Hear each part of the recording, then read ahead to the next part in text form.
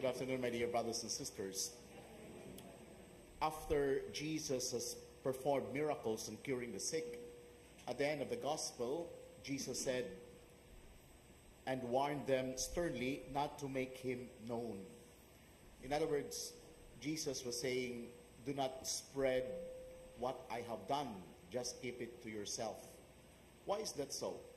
Because if you remember the Gospels last week, the Gospels were talking about the Pharisees. And the Pharisees wanted to do good in order to be praised by people.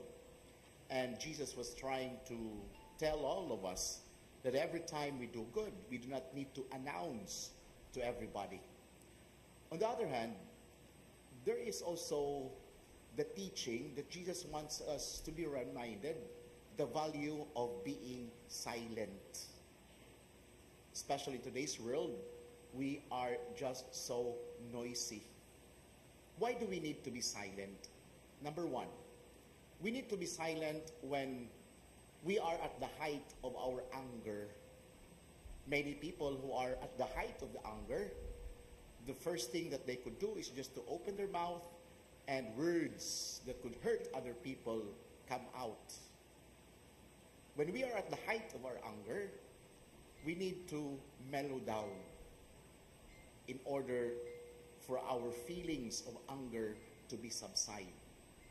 We need to be silent when we are at the height of our anger. Number two, we need to be silent when the words that we utter could destroy other people. O binisayon pa, kanang makaguba sa ubang mga tao, pinaagi sa chismis. What is difficult here is we are no longer conscious of what we say. We are no longer conscious of the topic that we talk about. Hopefully, my dear brothers and sisters, we would be very sensitive of the topics that we do. I often say this, kung magsugod na ganig chismis, ing na dayong change topic. Kung magsugod na ganig chismis, do not talk about the weakness of a person. Talk about his goodness. And number three, we need to be silent when we do not have sufficient data. Most often, pagkadaghan na lang bright sa kalibutan, tagaan ni mo usa ka topic, daghan kay opinion.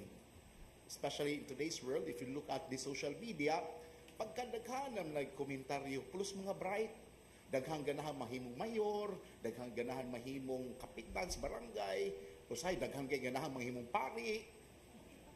Komentaryo kutob. Pero kung sila ang pubuhaton, musiga na lang mata.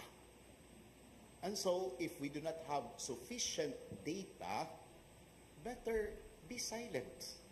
Keep your mouth shut.